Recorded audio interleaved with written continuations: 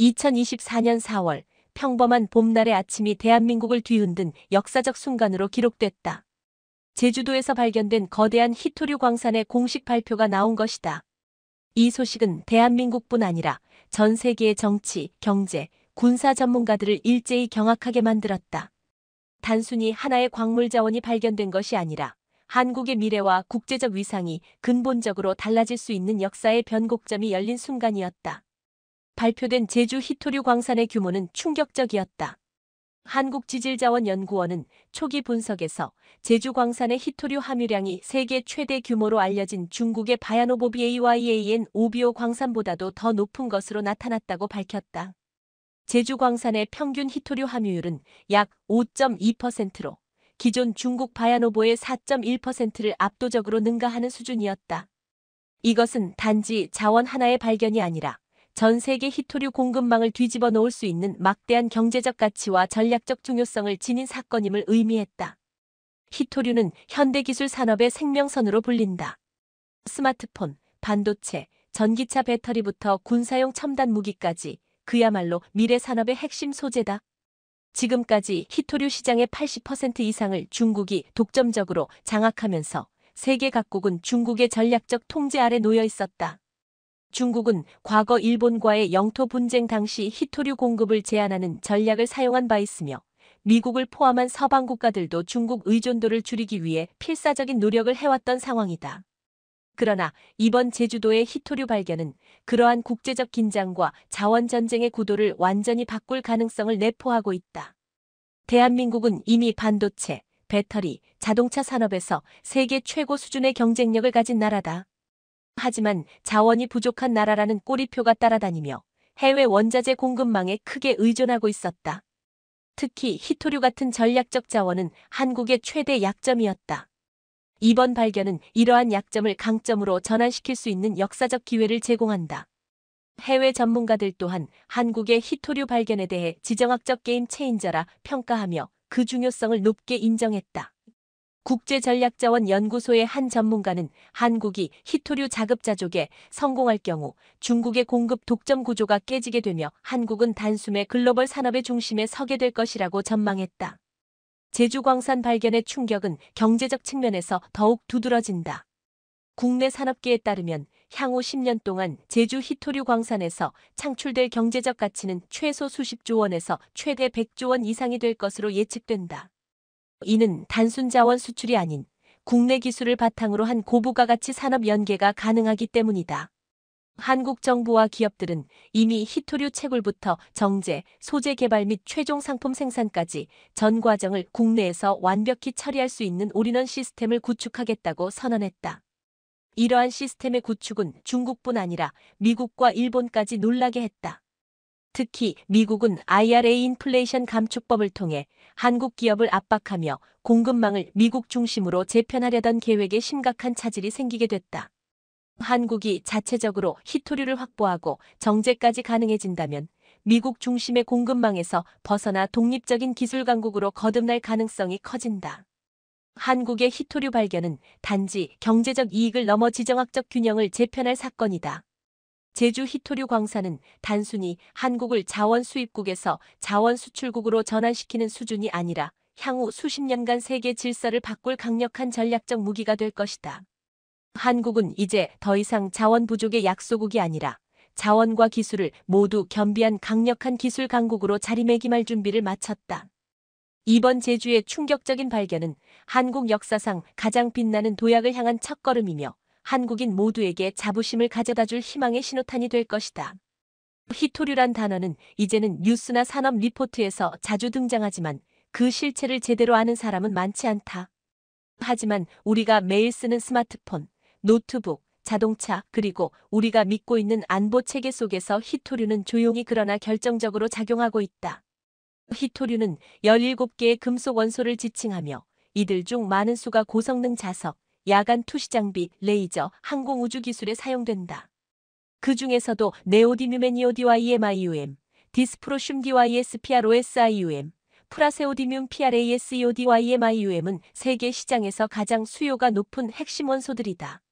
한국은 이 히토류 없이는 단 한 대의 반도체도 단 한 대의 전기차도 생산할 수 없다.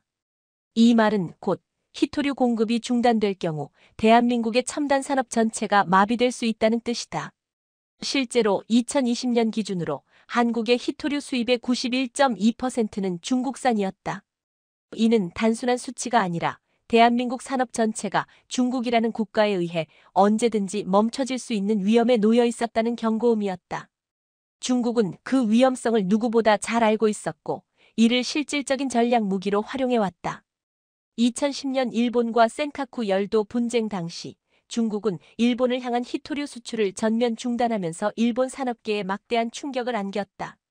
그 여파는 단순히 공급 문제를 넘어서 일본 정부의 외교 전략 전환까지 이끌어냈다.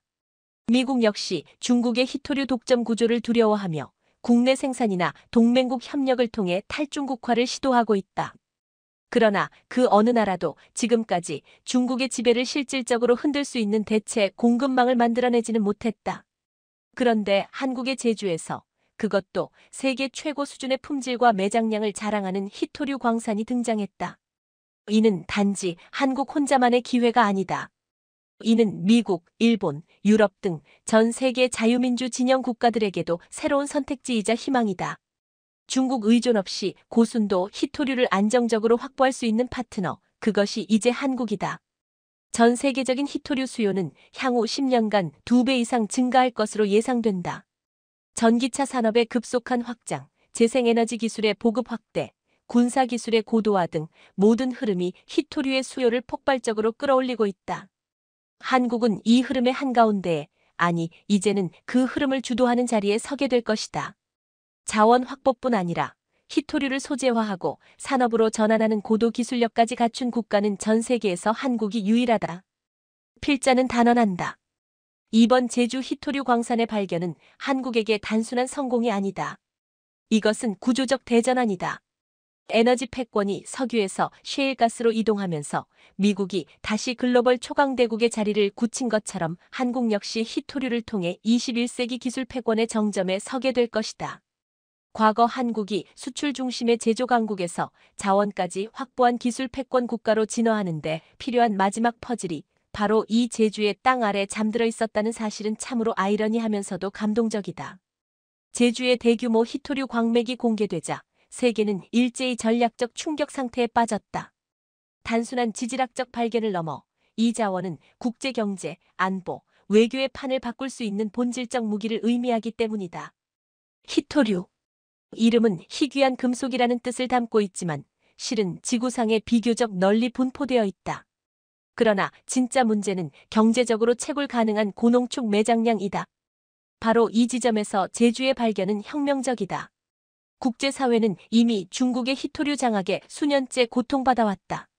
중국은 세계 히토류 정제 생산의 약 87%를 차지하고 있으며 히토류 원광 수출 역시 60% 이상을 독점하고 있다.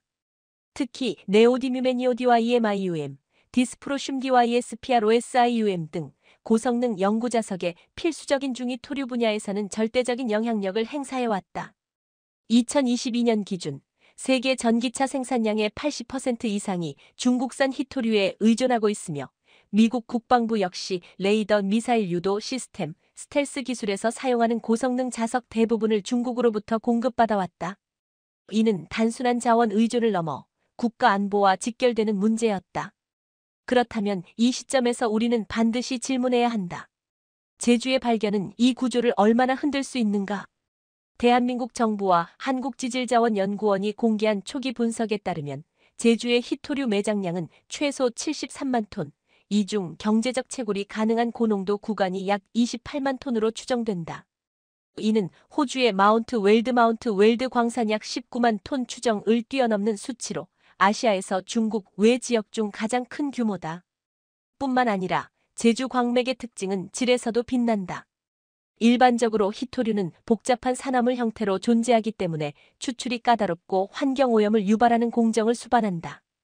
그러나 제주 매장층에서는 산화물이 아닌 인광석 형태의 결합률이 높아 추출 공정이 단순하며 환경 부담이 낮다는 것이 밝혀졌다. 이는 중국의 환경 무시형 추출 방식과는 대조적이다.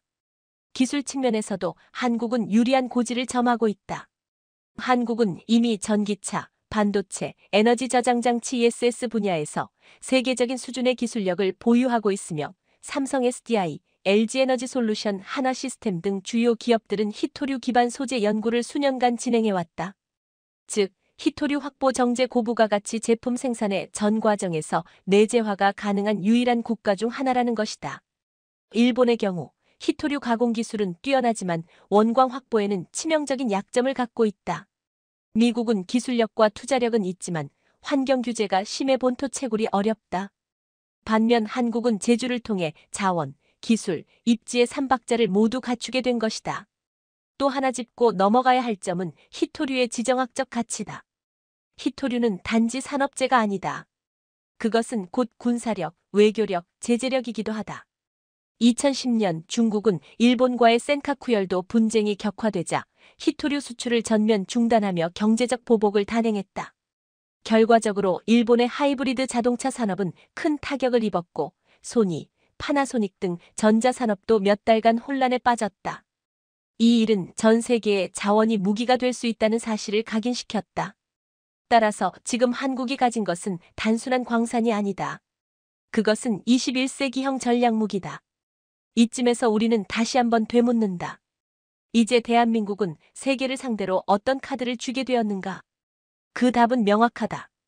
한국은 더 이상 기술은 있지만 자원은 없는 나라가 아니다. 이제 우리는 기술도, 자원도, 생산 능력도 갖춘 진정한 산업 강국으로 올라선다. 그리고 그것은 이제 시작일 뿐이다. 대한민국이 제주에서 전략 자원인 히토류를 발견한 것은 결코 운의 문제가 아니었다. 이것은 철저하게 기술의 승리이며 수십 년간 축적된 한국형 탐사 시스템의 결과였다. 많은 사람들은 물었다.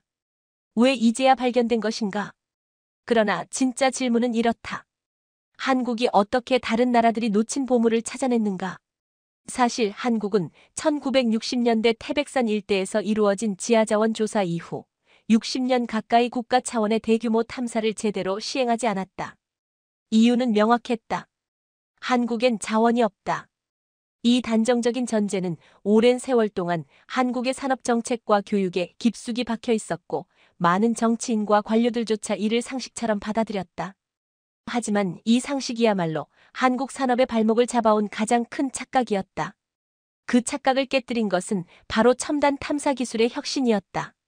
한국지질자원연구원 KIGAM은 2018년부터 국가 주도의 지하 희귀광물 잠재지 정밀 탐사 프로젝트를 시작하며 미국, 호주, 일본과는 차별화된 독자 노선을 걷기 시작했다. 여기에 인공지능, 드론, 고분해능 자력 탐사기, 3D 지중 영상 시스템 등 차세대 기술이 적극 투입되었다. 특히 제주 탐사에는 다중 스펙트럼 위성 데이터와 지질 AI 분석 알고리즘이 결정적 역할을 했다. KIGAM과 한국항공우주연구원은 위성에서 수집된 제주 화산암지대의 분광 데이터 EM 스펙트럼을 인공지능에 학습시켜 일반 광물과 히토류가 섞인 지역의 스펙트럼 왜곡 패턴을 추출해냈다. 이 기술은 세계적으로도 극히 드물다. 실제로 일본은 여전히 수작업 기반 지질 시추와 ED 탐사에 의존하고 있으며 호주 역시 드론 탐사 기술을 군사용으로만 활용 중이다. 반면 한국은 군사민간 복합형 AI 탐사 기술을 상용화한 세계 첫 국가가 된 것이다. 또한 기존 탐사 방식은 파보는 방식이었다. 즉, 특정 지역을 대상으로 시추를 하고 샘플을 채취해 화학 분석을 통해 존재 여부를 확인하는 방식이었다. 이 방식은 시간이 오래 걸리고 비용이 많이 들며 환경 훼손이 심각한 단점이 있었다. 그러나 한국은 이 패러다임을 뒤집었다. 탐사 이전에 기술로 가능성을 걸을 수 있게 된 것이다. 실제로 제주 탐사는 2020년부터 1년간 3차원 위성 탐사 데이터를 활용해 전국 지하자원 가능 지도를 작성했고 그중 가장 의심되는 지점 중 하나가 바로 제주 서남단이었다. 이후 드론 기반의 정밀자기장 스캔, 시추, AI 분석이 연계되어 단 18개월 만에 유의미한 결과를 얻어냈다. 이는 과거에 비해 무려 탐사 기간 60% 단축, 비용 40% 절감이라는 놀라운 수치다. 뿐만 아니라 제주 광맥의 경우 수심 15-80m 구간에 분포되어 있어 상대적으로 채굴이 용이하다. 이는 중국 내 몽골 국경지대에 위치한 바얀 오보비AYAN 오비오 광산과 비교했을 때 환경 피해 리스크가 13 수준에 불과하다는 분석도 함께 나왔다. 한국의 이 기술력은 이제 외국에서도 주목받고 있다. 최근 유럽연합 EU는 한국의 탐사 AI 알고리즘에 공식적인 협력 제안을 보냈고, 싱가포르와 UAE는 한국 시스템을 도입해 사막 지형 자원 탐사를 추진 중이다. 한마디로 이제 한국은 기술 수입국이 아니라 기술 수출국이다. 여기서 중요한 사실은 단순히 기술이 뛰어나다는 말이 아니라 그 기술이 전략 자산을 현실화했다는 점이다. 수십 년 동안 자원이 없어서 안 된다는 열등감에 시달려온 한국이 지금은 전 세계가 눈을 돌리는 희토류 매장국으로 떠올랐다. 그리고 이 모든 것을 가능케 한 것은 인재, 기술, 비전, 그리고 절박함이었다. 한국은 스스로를 믿었고 아무도 바라보지 않던 섬의 땅을 파고들었으며 마침내 희망의 광맥을 세상에 드러냈다. 중국은 인력으로 밀어붙였고 일본은 수입으로 버텼으며 미국은 자금력으로 해결하려 했다. 그러나 한국은 두뇌로 해냈다. 이제 남은 것은 단 하나. 그 자산을 어떻게 활용할 것인가이다. 지금 이 순간 세계 곳곳의 회의실에서 수많은 전략 보고서들이 수정되고 있다. 대한민국은 자원이 없는 나라라는 오랜 전제가 이제는 무효가 되었기 때문이다. 한국의 제주 희토류 발견은 단순한 지질학적 발견이 아니다. 그것은 바로 세계 희토류 패권을 사실상 독점해온 중국에 대한 전면적 반격의 시작이었다. 특히 한국이 스스로의 손으로 채굴하고 정제하고 활용할 수 있는 기술과 산업 구조를 갖췄다는 점에서 이는 단순한 자원 확보 그 이상의 의미를 지닌다. 우리는 그동안 얼마나 철저히 중국에 묶여 있었던가. 한국의 희토류 수입 중 약 92%가 중국산이었다. 심지어 군사장비, 반도체 노광장비, 전기차 모터 등 전략 자산에 들어가는 핵심 자석 재료는 대체재가 없다시피 했다. 그렇기에 중국은 희토류를 단순한 자원이 아니라 경제무기로 사용해왔다. 2006년부터 수출을 제한했고 2010년 일본과의 센카쿠 열도 분쟁 당시에는 대놓고 수출을 전면 금지하면서 희토류를 지렛대로 외교적 양보를 강요했다. 그때 일본의 첨단 산업은 마비됐고 세계는 중국의 자원 독재를 실감하게 됐다. 그리고 그 압박은 한국에게도 예외가 아니었다. 중국은 명시적이지는 않았지만 비공식적 할당량 조정, 가격 왜곡, 공급 지연 등으로 수차례 압박을 가했다. 한국의 전기차 배터리, 반도체 소재 업체들은 재고 확보를 위해 중국 눈치 보기에 급급했고 국가 안보조차 위협받는 상황이 벌어지기도 했다. 그러나 이제 상황이 달라졌다. 한국은 자체 매장량을 확보했고 정제 기술을 갖췄으며 내수 수출 복합 공급망을 설계 중이다. 다시 말해 중국 없이도 돌아가는 전략 생태계를 현실화하고 있는 것이다. 더욱 주목할 점은 이번 반격이 단순한 탈중국이 아니라는 사실이다. 이것은 새로운 중심 국가로의 부상이다. 중국이 만들어 놓은 희토류 제국은 한 가지 약점을 갖고 있다. 그것은 바로 환경 파괴와 국제 신뢰의 붕괴다. 중국 내 희토류 채굴 지역인 장시성과 내몽골 자치구는 토양 오염, 방사능 유출, 지하수 고갈로 주민 피해가 극심하며 국제사회에서도 비판이 끊이지 않고 있다. 반면 한국은 제주에서의 탐사를 통해 친환경 기반의 채굴 정제 기술을 국제 기준에 맞춰 상용화하고 있으며 이를 통해 클린 희토류 클린 레어 어스스라는 새로운 기준을 제시하고 있다. 국제사회는 반응하기 시작했다. 유럽연합은 2030년까지 중국산 희토류 의존도를 65% 이상 낮추겠다고 발표했고 미국은 국방산업에 사용할 희토류는 비중국계 자원으로 한정하는 내용을 담은 디펜스 프로덕션 액트를 발동시켰다. 이 틈을 파고든 국가가 바로 대한민국이다. 실제로 한국은 미국과 공동으로 한미 희소금속 공급망 이니셔티브를 2024년 하반기부터 가동할 예정이며 일본과는 희토류 및 리튬, 니켈 공동 비축 시스템을 검토 중이다. 이제 한국은 중국을 우회하고 미국, EU, 인도, 일본과 직접 연결되는 자원 협력 축의 중심에 서게 된 것이다. 이는 단지 경제적 이득만의 문제가 아니다. 대한민국의 외교력, 전략 발언권, 지정학적 존재감 자체가 확장되고 있는 것이다. 예전엔 미국과 중국 사이에서 균형 외교라는 이름으로 줄타기를 해야 했지만 이제 한국은 필요한 국가가 아닌 핵심 국가가 되어가고 있다. 그 이유는 명확하다. 이제는 우리가 가진 것이 있기 때문이다. 한 가지 주목할 부분은 이 반격은 결코 우연이 아니라는 점이다. 한국은 오랜 시간 전략자산 국산화에 목을 매왔다. 반도체 장비, 배터리 소재, 군수품 등에서 의도적이고 지속적인 내재화 노력을 해왔다. 그리고 이번 제주 히토류 광맥 발견은 그 노력의 연장선에서 결정적인 조각을 맞춘 사건이다. 중국은 여전히 수량으로 위협할 수 있다. 하지만 한국은 품질, 신뢰성, 국제규범이라는 가치 기반 자원을 제한하고 있다. 이것이야말로 21세기 자원 전쟁의 새로운 전선이다. 이제 우리는 수동적 소비국이 아니다. 우리는 주도하는 공급국이며 국제협상의 플레이어이며 전략 질서의 설계자다. 한국의 반격은 시작되었고 그 반격은 지금 세계의 질서를 다시 그리고 있다. 이제 질문은 바뀌었다. 히토류를 어디서 구할 것인가가 아니라 이 히토류로 무엇을 해낼 것인가로 말이다. 제주에서 발견된 히토류 광맥은 그 자체로도 엄청난 가치가 있지만 더 큰 의미는 바로 이를 기반으로 한국이 세계 산업 생태계를 주도할 수 있는 기회를 얻게 되었다는 사실에 있다. 즉, 자원을 수출하는 나라가 아닌 자원을 기술로 바꾸는 나라, 바로 산업 강국으로의 반전이 시작된 것이다. 먼저 경제적 수치부터 보자.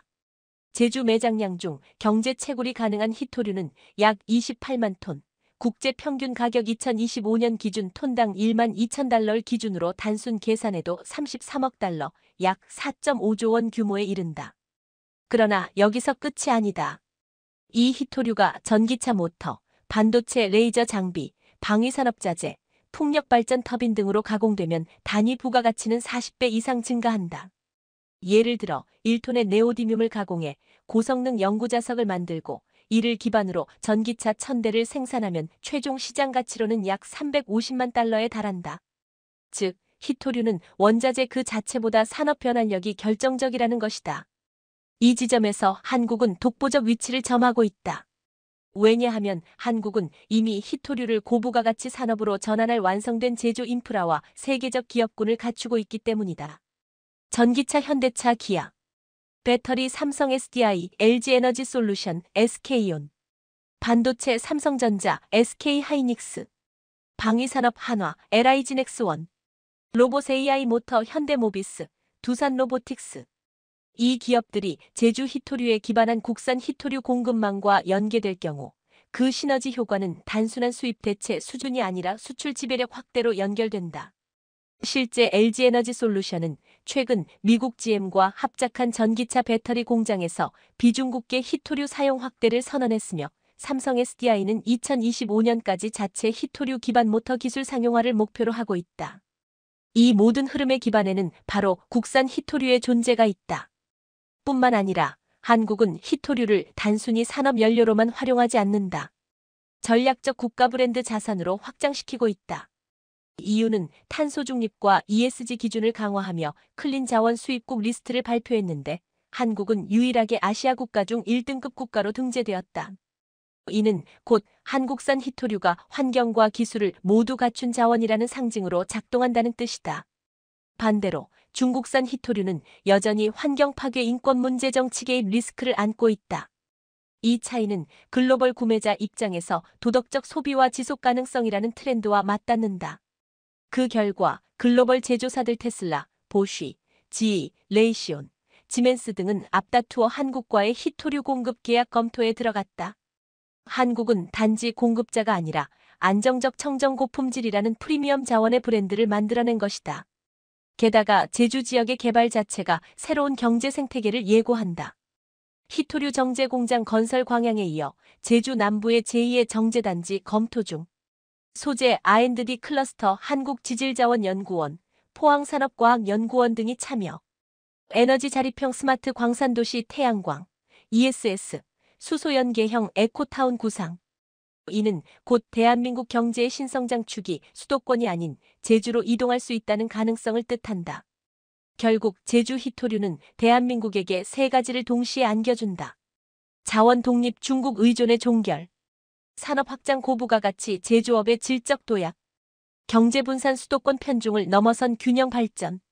지금 한국은 수입하는 나라가 아니라 전 세계가 줄을 서서 계약을 맺으려는 나라로 거듭나고 있다. 이것이 바로 자원을 무기가 아닌 기회로 바꾼 대한민국의 방식이다. 그리고 이 방식은 아직도 시작에 불과하다. 한때 천연자원 없는 나라로 불리던 대한민국이 이제는 전 세계 자원 수요국들의 관심과 러브콜을 받는 중심국가로 떠오르고 있다. 이것은 단순한 변화가 아니라 패러다임의 전환이다. 그리고 그 전환의 중심에는 제주 히토류가 있다. 이제 한국은 자원 확보의 문제를 넘어 본격적인 자원 외교 자원 무역의 게임 체인저로 움직이기 시작했다. 2025년 1분기 기준 산업통상자원부는 제주 광맥 기반의 히토류 원광을 2026년부터 연 1만 5천 톤 규모로 수출 가능하다고 발표했다. 이는 세계 히토류 교역량의 약 8% 수준이며 중국, 미국, 호주에 이어 네 번째로 큰 공급자가 된다는 뜻이다. 주요 수출 타깃은 다음과 같다. 미국 국방산업 및 전기차 배터리 소재 공급망 강화 IRA 대응.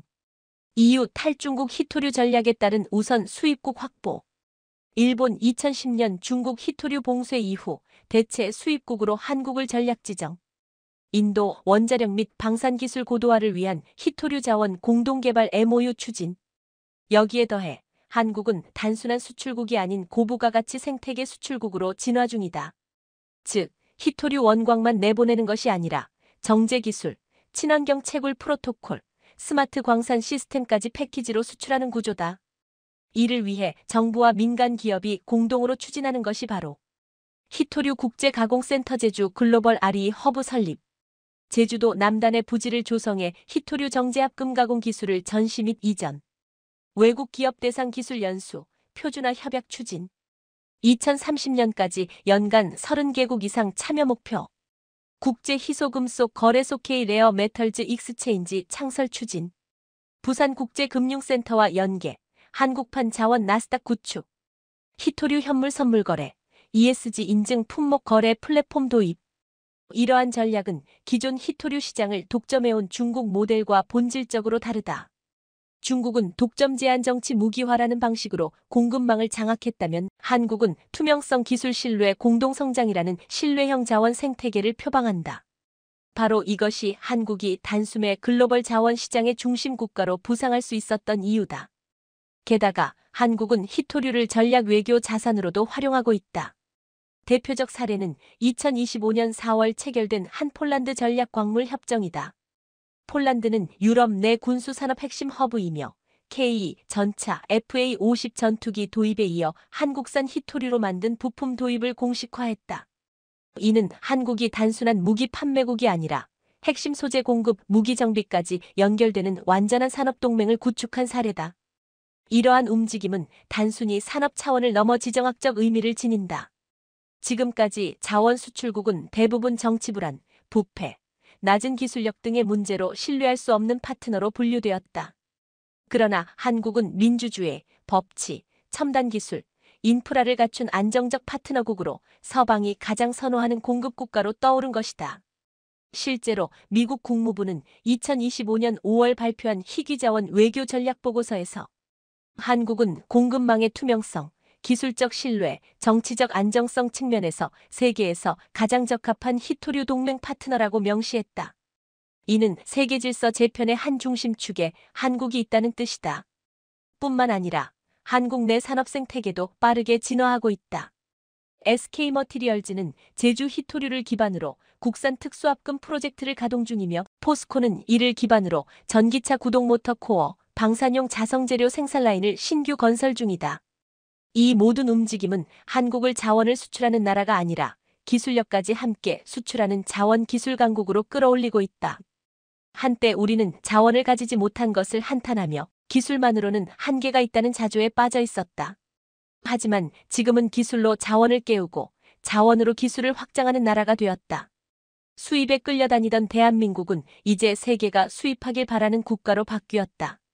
이것이야말로 진정한 자주경제의 완성, 그리고 자원 패권 시대의 새로운 주인공, 바로 대한민국의 현재다. 제주에서의 히토류 발견 이후 세계는 조용하지 않았다. 아니, 놀랍도록 빠르게 움직였다.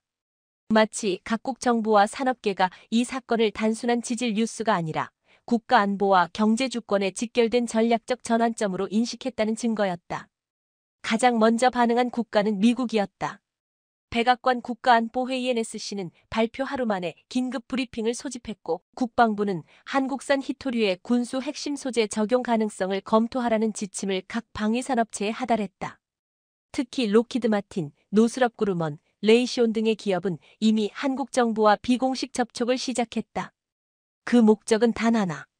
한국산 히토류를 장기 계약으로 확보하라. 이는 미국의 현실적 고민에서 비롯된 행동이었다. 중국산 히토류에 대한 의존은 이미 전략적 모순이라는 비판을 받아왔으며 IRA 인플레이션 감축법의 시행으로 비중국계 원자재 확보는 사활적 과제가 되었다. 문제는 대체국이 없다는 것이었다. 호주는 정제시설이 미비하고 베트남은 인프라 부족, 남미는 정치 불안정. 그런 가운데 한국은 유일하게 고순도 정제, 산업연계, 정치 안정성을 동시에 갖춘 파트너였다. 미국의 이 같은 움직임은 외교적 행보로도 확산되었다. 2025년 6월 국무장관 토니 블링컨은 방한 직후 한국은 21세기 히토류 협력의 기준이 될 것이라며 희귀자원 포괄동맹 KRRMA 추진을 공식화했다. 이와 동시에 일본도 가만히 있지 않았다. 히토류 악몽의 기억은 일본에게 트라우마로 남아있다. 2010년 중국의 갑작스러운 수출 중단으로 도요타, 소니, 파나소닉 등의 생산 라인이 멈췄고 이후 일본은 각국과 대체 자원선을 구축하려 했지만 만족할 만한 결과를 얻지 못했다. 그랬던 일본이 이번에는 놀라운 유연성을 보였다. 아베 이후 최초로 일본 경제산업성이 히토류 공동 비축 프로젝트를 한국에 제안했고 니폰스틸과 히타치금속 등 대형 제조업체들은 한국과의 전략 소재 공동 R&D 센터를 제주에 유치할 뜻을 밝혔다. 그 의미는 명확하다. 우리는 과거처럼 한국을 기술 경쟁국으로만 보지 않는다. 지금은 함께 살아야 할 자원 동맹국이다. 유럽연합 역시 빠르게 한국을 향했다. 브뤼셀에서는 제3히토류 중심지로 한국을 공식 지정했고 독일의 지멘스와 보쉬, 프랑스의 르노, 이탈리아의 레오나르도 등 첨단 제조기업들이 연이어 방한했다. 그들은 제주광산을 단순한 자원 공급지로 보지 않는다. 그들은 한국을 중국 이후에 세계 자원 질서를 설계할 핵심 플레이어로 간주한다. 그러나 가장 당혹해한 국가는 단연 중국이었다. 2025년 5월 말 중국 상무부는 히토류 수출 조건 강화 및 국가 전략제 재지정 검토라는 모호한 성명을 내놓았고 이어 관영 매체는 한국이 히토류를 외교적 도구로 활용할 경우 불안정한 동북아 정세를 초래할 수 있다는 노골적인 경고성 논평을 내보냈다. 그러나 이는 오히려 한국 내에서 역효과를 일으켰다. 이제 우리가 위협이 대상이 된다는 것은 곧 우리가 그만큼 중요하다는 증거다. 이 말이 전문가들 사이에서 회자되며 한국의 자원 주권에 대한 자부심과 경각심이 동시에 고조되었다. 중국은 단기적으로 가격 폭락 유도, 시장 덤핑 혹은 히토류 대체 기술 개발을 위한 국제 공동 연구 확대를 시도하고 있으나 이 또한 한국에게는 위협이 되지 않는다. 왜냐하면 한국은 이미 고순도 친환경 정제 기술을 표준으로 끌어올렸기 때문이다. 즉, 중국이 기술과 가격으로 공격하더라도 한국은 신뢰와 법치로 시장을 방어할 수 있는 유일한 국가라는 사실이 확인된 것이다. 이러한 배경 속에서 한국은 다음과 같은 세 가지 외교 전략을 구사하고 있다. 선택적 공급 체계 구축 중국, 러시아, 북한, 이란 등 우려 국가에는 제한 공급. 기술과 자원을 묶은 통합 MOU 히토류 제공 공동개발 군사협력까지 묶는 패키지 외교. ESG 외교 전선 확대 지속가능 자원 공급국으로서의 국제적 위상 강화. 이제 히토류는 단순한 지하 자원이 아니다. 그것은 국가의 신뢰와 질서, 미래 전략의 축을 구성하는 외교의 도구가 되었다. 그리고 그 도구를 가장 먼저 쥔 나라. 그 나라가 바로 대한민국이다. 제주도 지하 80의 말에 히토류가 발견된 그 순간. 실은 동북아의 힘의 균형이 바뀌기 시작한 순간이었다. 많은 사람들은 히토류를 단지 산업원료로 생각한다. 그러나 전 세계 군사력, 사이버 안보, 인공지능, 우주기술에 들어가는 핵심 부품들 대부분은 히토류 기반의 정밀자석, 센서, 전자회로를 필요로 한다. 즉, 히토류는 단순한 경제자원이 아니라 권력의 기술, 안보의 인프라, 외교의 레버리지다. 이제 대한민국은 그 중심을 쥐게 되었다. 그리고 그 영향력은 점점 군사 전략의 축을 바꾸는 수준으로 확장되고 있다. 1. 중국의 전략 구상, 균열이 시작되다. 중국은 2000년대 이후 히토류 전략을 외교의 천병으로 삼아왔다. 히토류를 지배하면 미래를 지배한다. 이 철학 아래 자국 내 히토류 산업을 국영화 수직 계열화하고 동시에 해외 기업들이 탐사정제 기술에 접근하지 못하도록 철저히 봉쇄했다. 이 전략은 효과를 발휘했다. 미국, 일본, 유럽은 20년 넘게 중국의 자원과 기술 공급을 의존해야 했고 한국조차도 2010년대 중반까지 히토류의 95% 이상을 중국에 수입해왔다. 그러나 이제 그 시스템에 균열이 생겼다. 한국이 자국 내 고순도 히토류를 안정적으로 생산하고 이를 기반으로 연합공급망을 구축하며 중국을 우회한 기술자원 체제를 설계하기 시작했기 때문이다. 중국 입장에선 히토류를 무기로 사용할 수 없게 된 것이다. 한반도에 경제적 제재를 가하고 싶어도 예전처럼 히토류를 끊겠다는 협박은 더 이상 통하지 않는다. 그 카드는 이제 한국 손에 들어와 있다. 2. 일본, 지정학적 재정렬을 시작하다. 일본은 동북아 안보에서 미국 다음 가는 핵심 축이었다. 그러나 자원 측면에서는 한계를 갖고 있었다. 자국 내 자원은 거의 전무하며 에너지 금속 광물 모두 수입에 의존하는 구조다. 따라서 일본은 기술국가이지만 자원 기반이 없는 불안한 위치에 있었다. 그러던 일본이 제주 히토류 발견 이후 놀라운 방향 전환을 시작했다. 첫째, 한국과의 전략 광물 MOU 체결 검토. 둘째, 공동연구소 설립 및 기술 공유 제안. 셋째, 히토류 원광을 활용한 차세대 무기체계 공동개발 타진. 즉, 과거 경쟁과 불신의 관계였던 한일 관계가 지정학적 자원 공조축으로 진화하고 있는 것이다. 이는 단순한 협력 그 이상의 의미를 지닌다. 한반도를 중심으로 한 새로운 기술자원 군사협력축, 즉 한국 중심축이 만들어지고 있다는 것이다. 3. 미국, 기존 동맹의 재정비에 돌입하다. 미국은 히토류에서 중국과의 경쟁이 격화되는 상황에서 한국을 가장 신뢰할 수 있는 동맹이자 자원 공급국으로 규정했다. 이는 단지 경제협력 수준을 넘어 지정학적 이해관계의 핵심 축 재편을 뜻한다. 실제로 미국은 한국의 히토류를 기반으로 한 미군 기지 내 탄약 레이더 부품 국산화, 미 해군 항공모함 전자장비용 히토류 자석 사용, 우주기술과 드론 부품 공급망 공동개발, 을 포함한 전방위적 전략 계획을 본격화했다. 이로써 한미동맹은 단순한 군사훈련이나 정치적 연대에서 벗어나 산업적 기반 자원적 생존력 기술적 주권이 결합된 차세대 복합동맹으로 진화 중이다. 4. 한국, 동북아의 중심으로. 이러한 흐름 속에서 대한민국은 더 이상 중국, 일본, 미국 사이의 균형을 맞추는 중간자가 아니다. 이제는 그 축을 바꾸는 중심자다. 히토류 기반 전략물자 공급 능력, 기술자원 정제 능력 통합 보유국, 정치적 민주주의와 경제적 신뢰성을 동시에 갖춘 국가, 글로벌 ESG 법치 투명성 기준을 충족하는 유일한 자원 강국. 이 모든 조건은 한국을 동북아 안보 질서의 안정축이자 미래 경제 질서의 리더 국가로 끌어올렸다. 중국이 과거 중화 질서를 주장하고 일본이 기술 초격차를 유지하려 했던 시절은 끝났다. 지금은 대한민국이 기술과 자원, 그리고 국제 신뢰를 모두 품고 게임을 주도하고 있다. 한반도의 지정학적 불안정성은 여전하지만 그 가운데 한국은 위기를 기회로 바꾸고 자원을 권력으로 바꾼 유일한 국가로 기록될 것이다. 이제 질문은 이렇게 바뀌었다. 한국이 동북아에서 어떤 위치를 차지할 것인가? 가 아니라 한국 없이 동북아 전략이 가능한가? 의다.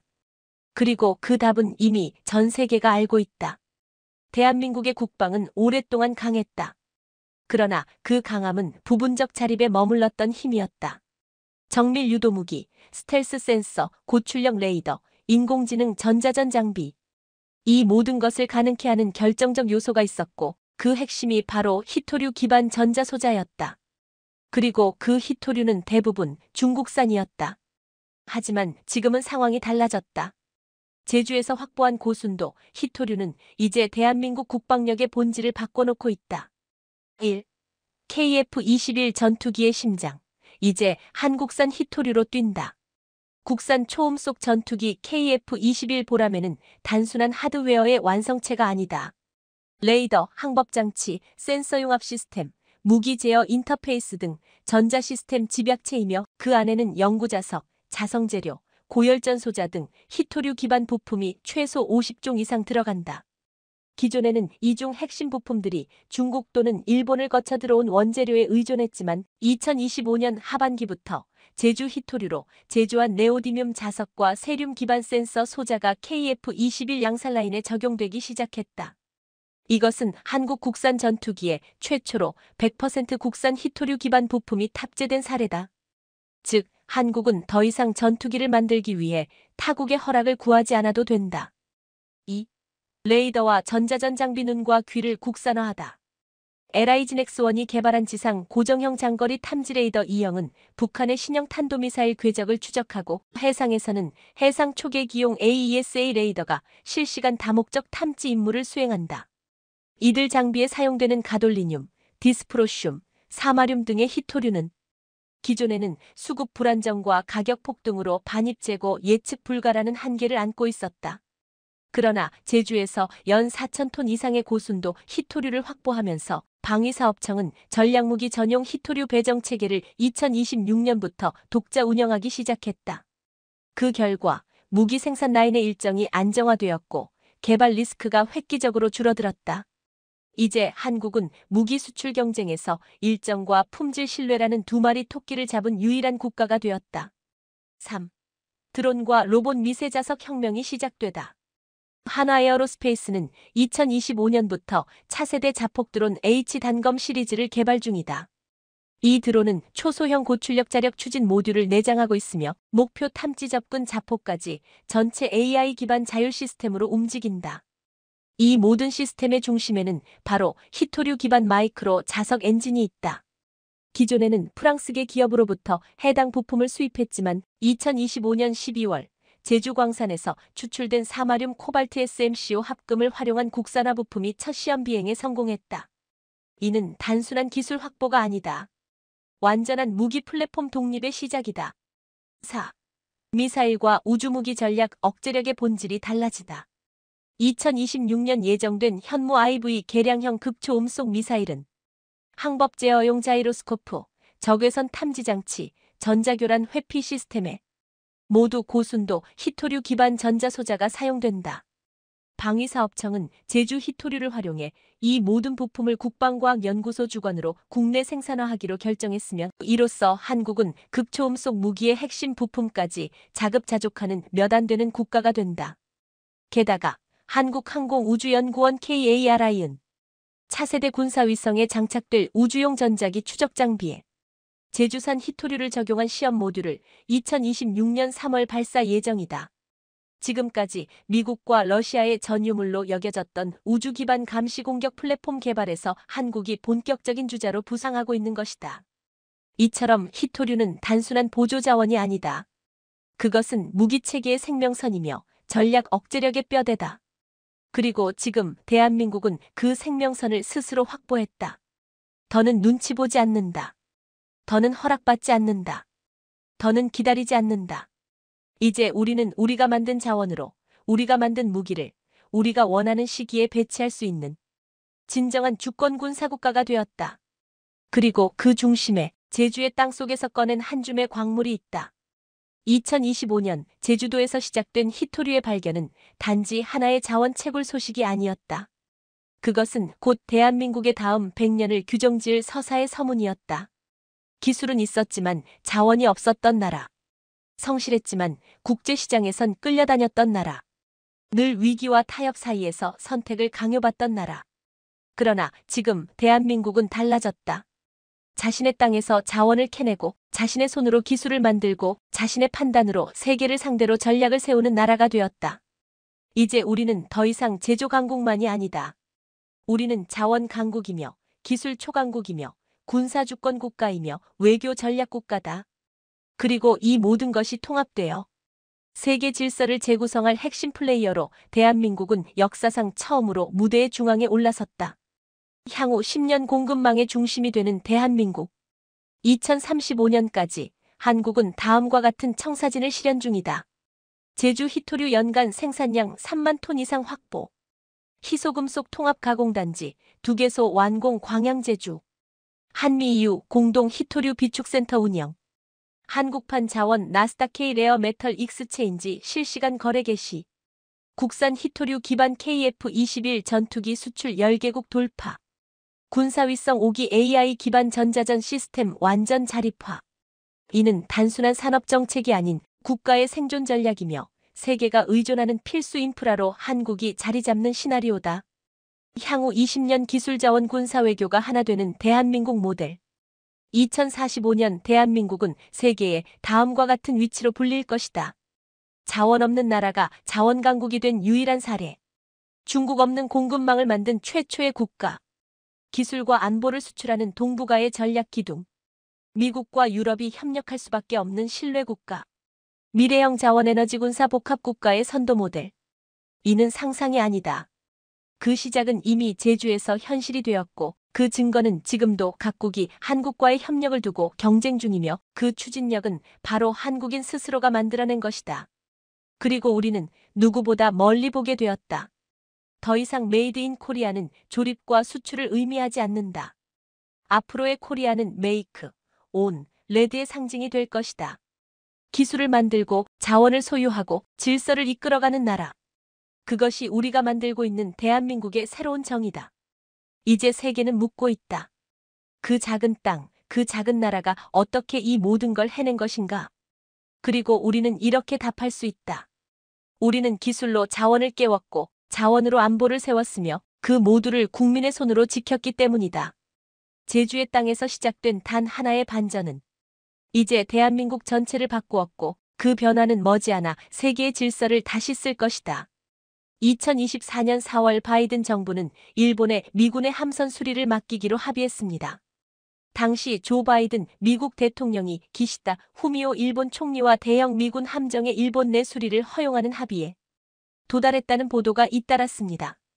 당시 언론들은 미국의 이 같은 태도, 변화가 동맹국들과 함께 중국을 염두에 둔 억제력을 키우려는 통합 억제 향상의 일환이라고 전했습니다. 미국이 일본의 수리를 원하는 것은 주일미군 요코스카 기지를 거점으로 일본 주변에 전개하는 미 해군 제7함대의 소속 대형 함선이었습니다. 여기에 속한 주력함으로 미국 핵추진 항공모함 로널드 레이건과 미사일 구축함 등이 있습니다. 미군의 함선 중 전투 능력이 없는 보급함이나 수송함에 대해서는 일본에서 보수하는 시설이 현재도 존재하지만 그간 대형 함선은 외국에서의 보수 대상에서 제외되고 보수할 일이 생기면 주일미군 기지에서 미국으로 복귀해 보수를 진행해 왔을 정도로 미국은 자국 함대가 외부에 나가서 수리를 받는 것조차 기피하면서 모든 것은 미국 안에서만 하길 바랐습니다. 그런데 미국이 함정 수리를 일본에 맡긴다는 보도가 나오자 일본은 일본에서 보수를 실시할 수 있게 되면 미군 대형 함선의 일본 주변에서의 가동률이 높아지고 자위대와 제1미군의 공동훈련 기회도 늘릴 수 있다며 죽어가던 조선업이 살아날 수 있다며 흥분했습니다. 하지만 여기에는 결정적인 문제가 있었습니다. 일본의 조선 역량만 가지고는 역부족이라는 점입니다. 미국은 결국 한국에도 이 사업을 맡기게 됩니다. 지난 8월 하나오션은 미국 해군 함정 MRO 사업으로 처음 수주한 미군 군수지원함을 거제 조선소에서 맞았습니다.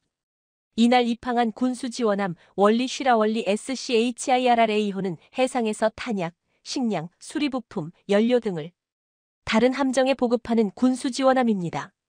당시 미 해군 함정이 수리 정비를 위해 국내에 입항한 것은 이번이 처음 있는 일이었기 때문에 많은 국가들의 시선이 거제항에 쏠렸습니다. 하나오션은 거제 조선소에서 약 3개월간의 정비 작업 이후 미 해군 측에 인도할 예정입니다. 또한 3달이 지난 11월 한화는 미국으로부터 두 번째 MRO 사업 수주에 성공하면서 사실상 미군 함정 수리 프로젝트의 중추적인 역할을 맡게 되었습니다. 게다가 최근 미 대선에서 이긴 트럼프 당선인은 당선 직후 한국에 미군 군함을 맡기겠다고 말해 한국 조선업계는 물론 중국, 일본 등 경쟁 조선업계가 화들짝 놀랐습니다. 전임 바이든 행정부가 함정 수리 사업에서 일본에 주된 권한을 줬던 것을 뒤집겠다는 의미로 해석되었기 때문입니다. 이달 초 트럼프 당선인은 미 대선의 승자가 된 직후 미국의 조선업은 한국의 도움과 협력이 필요하다. 한국의 건조 능력을 알고 있으며 보수와 수리, 정비 분야도 한국과 협력이 필요하다. 이 분야에서 더 구체적으로 이야기 나누길 원한다고 말해 앞으로 미국이 한국조선업에 상당한 기회를 줄 것을 시사했습니다. MRO는 함정과 지원 선박의 유지, 보수, 정밀 검사를 말하는데요. 해상에서 최적의 성능을 유지하기 위해 엔진을 관리하고 함정 정밀 검사 및 보수를 합니다. 또한 수명을 연장하기 위해 해군 함정 내 특정 구성 요소와 시스템을 관리하기도 합니다. 미 MRO 시장은 연간 약 20조 원에 이르는 대규모 시장으로 특히 장기적으로 다른 나라의 수주전에서도 유리할 수 있습니다. 이미 국내 조선업계는 MRO 시장에 뛰어들었습니다. 하나오션과 하나시스템 지난 8월 미 해군이 발주한 함정 MRO 사업을 수주해 경남 거제 사업장에서 미군 군수 지원함에 대한 창정비를 하고 있는 중입니다. HD 현대중공업도 내년부터 본격적으로 MRO 사업 입찰에 뛰어들 계획입니다. 이를 위해 지난 7월 미국 해군 보급체계 사령부와 함정정비 협약 MSRA를 체결해 향후 5년간 미국 해상수송사령부의 지원함과 미 해군 전투함에 대한 MRO 사업 입찰 참여 자격을 얻었습니다. 한국은 MRO에서 더 나아가 군함 건조도 기대해 볼 수 있습니다. 현재 미 해군은 올해부터 2028년까지 약 55척의 함정을 건조할 계획입니다. 그런데 이때 한국에 아주 유리한 발언이 나와 주목됩니다. 헨리 해거드 전 주한 미국 대사관 정무공사는 지난 7일 전략국제문제연구소 CSIS 홈페이지에 해거드 전 공사는 이렇게 지적했습니다.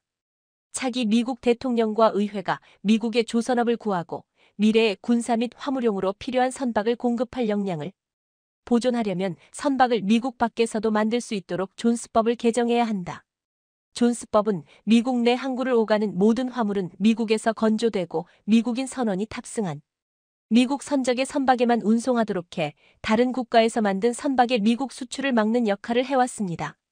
하지만 해거드 전 공사는 미국 밖 건조를 허용해야 하는 선박의 예로 액화천 연가스 LNG 운반선은 1970년대 이후 미국에서 만든 적이 없다고 지적하면서 미국 내 선박 건조를 장려하기 위해서는 미국의 현대적이며 자동화된 조선소를 새로 지을 경우 공동 소유 구조를 허용하는 방안까지 제시하면서 관련 법 보완을 촉구했습니다.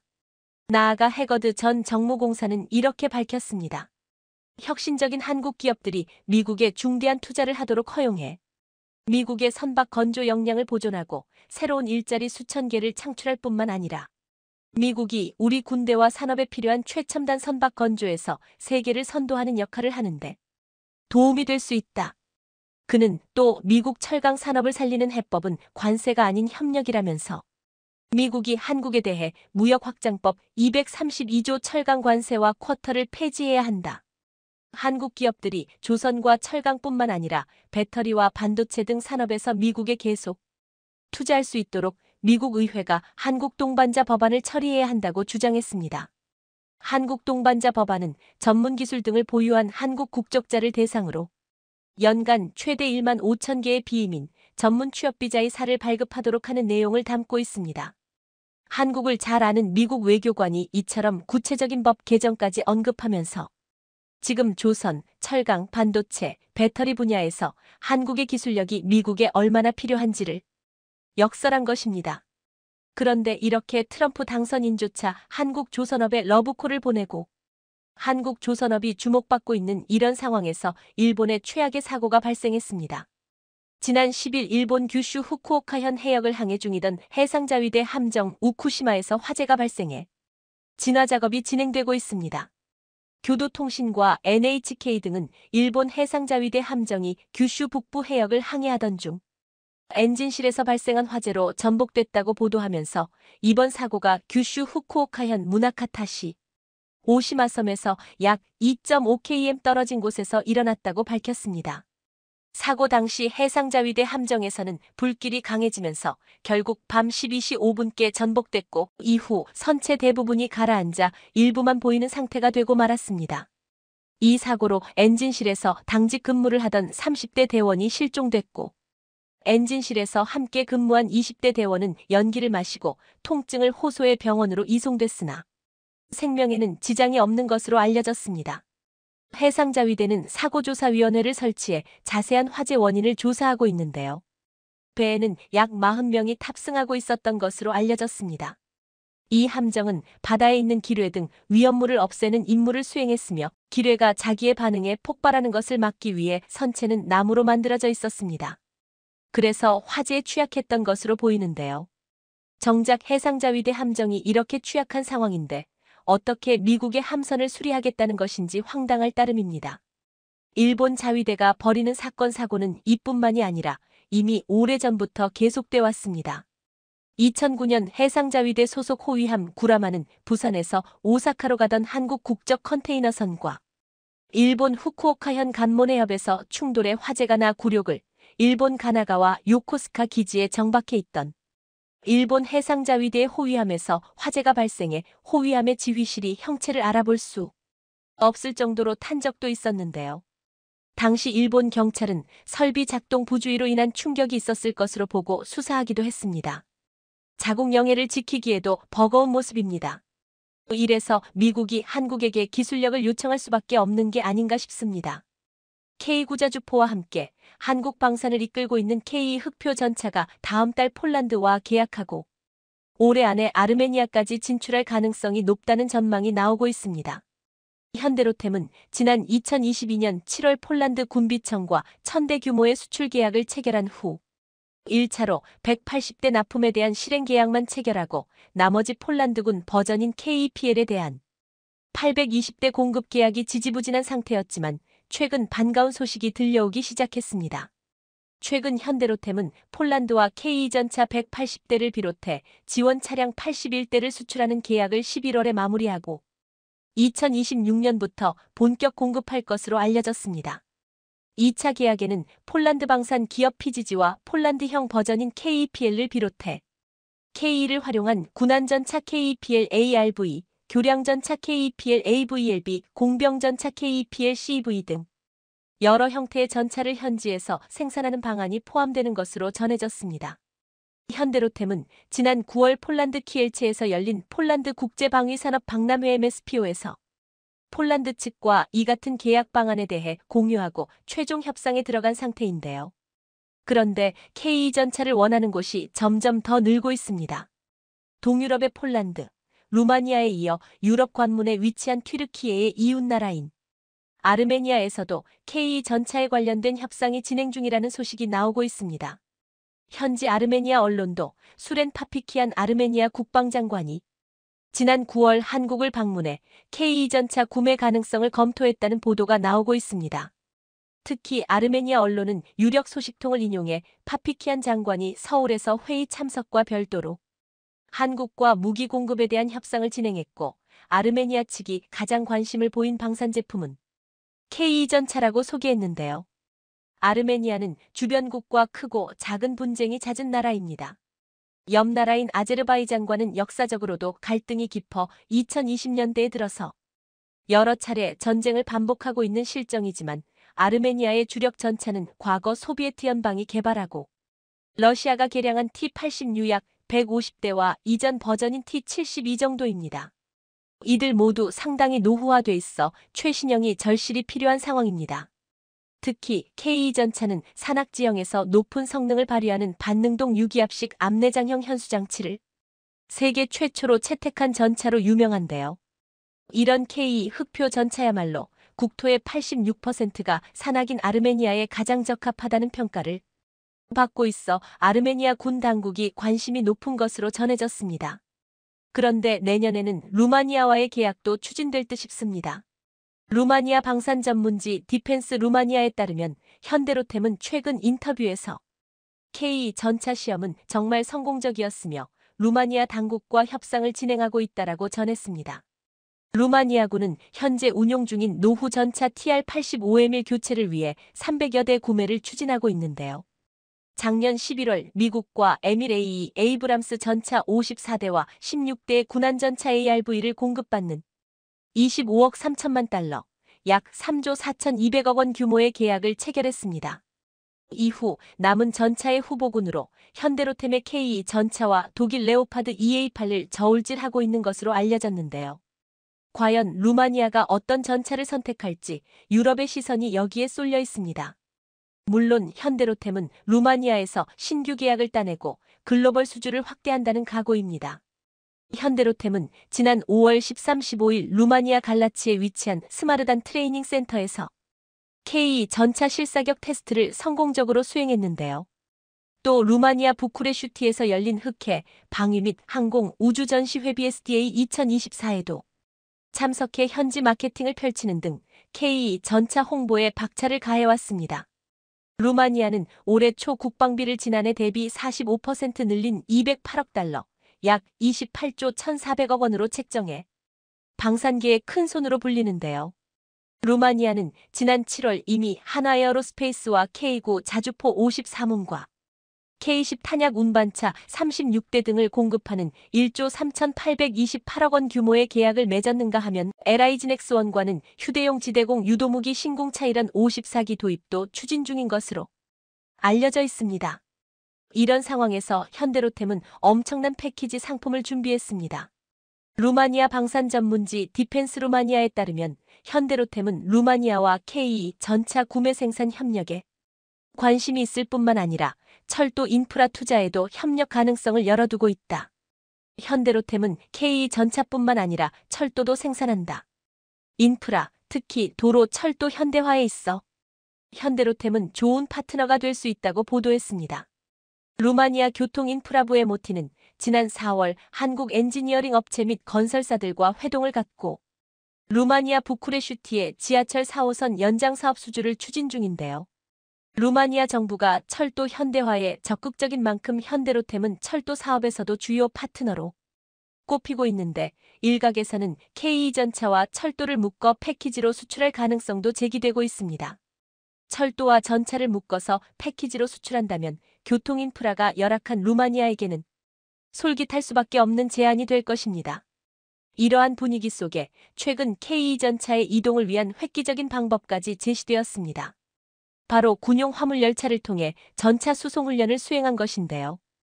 이를 통해 한국은 전차가 철도를 만나면 얼마나 빠른 기동과 수송이 가능한지 직접 증명했습니다. 이 역시 국산화가 완료된 상황입니다. 전차만이 아니라 한국은 K9 자주포도 훈련 지역까지 철도 수송하고 있습니다. 한국은 군 전용 표준화차를 처음으로 제작 도입했는데요. 오는 2027년까지 총 43량의 화차를 도입할 예정입니다. 군 전용 표준화차는 지붕과 측판 없이 바닥판만 설치되어 궤도 기동 장비를 수송하기 쉽습니다. 군 주요 장비 재원을 분석해 제작된 전용 표준화차는 한 량당 적재 중량이 70TU로 1회에 20량을 운행하는 점을 감안하면 최대 1,400T를 실어 나를 수 있습니다. 이는 55T에 달하는 K 흑표 전차 25대를 한 번에 수송할 수 있는 능력이 있다는 의미입니다. 그동안 군 전용 화차가 없어 철도공사나 미군 화차를 빌려 사용해왔는데 철도공사 화차를 이용할 경우 민수용이라는 특성으로 군 장비를 화차에 결박하는 데 어려움이 있었지만 이제 군 전용 화차를 개발함으로써 군 핵심 장비를 빠르게 수송하게 된 것입니다. 최근 현대로템이 사상 첫 분기 매출 1조 원을 돌파하는 기염을 토한 가운데 현대로템은 카타르 도하에서 열리는 연합훈련에 초청되었을 때 상륙함을 타고 등장해 전 세계의 이목을 끌기도 했습니다.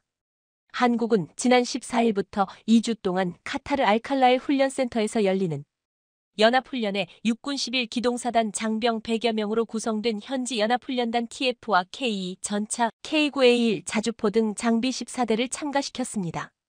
우리 해군이 카타르군과 사상 최초로 해상연합훈련을 하는데 이를 위해 한국은 해군 4,900T급 상륙함 LST-2 누적봉함을 카타르 도하에 보냈고 인근 해역에서 기동훈련 헬기 이착함 훈련 등을 펼칠 예정입니다. 이번 훈련은 육군의 연합작전 수행 능력을 키우는 동시에 국산 명품 무기체계인 K 전차와 K9A1 자주포의 우수성을 해외에 널리 알리기 위해 계획됐는데요. 특히 사막 등 극한 환경에서 국산 무기체계를 운용한 연합훈련을 하며 여러 전투 발전 소요를 도출하겠다는 의도가 있습니다.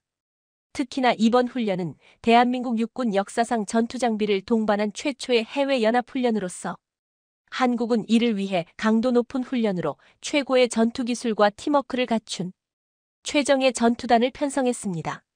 TF 장병들은 K2 전차와 K9A1 자주포의 우수성을 입증하기 위해 최대 사거리 사격과 특정 지역에 집중해 사격하는 동시 탄착 TOTTIM이 안타거 사격, 기동훈련 등을 연마했는데요. 고온 건조한 사막 기후인 카타르 현지 환경을 고려한 정비, 탄약 보급 등 작전 지속 지원 훈련도 병행했습니다. 열사의 땅에서도 조금의 오차도 없이 적을 타격하는 K2 전차와 K9A1 자주포의 성능을 확인하고 나면 카타르뿐 아니라 중동 국가들의 러브콜은 더욱 이어질 전망입니다.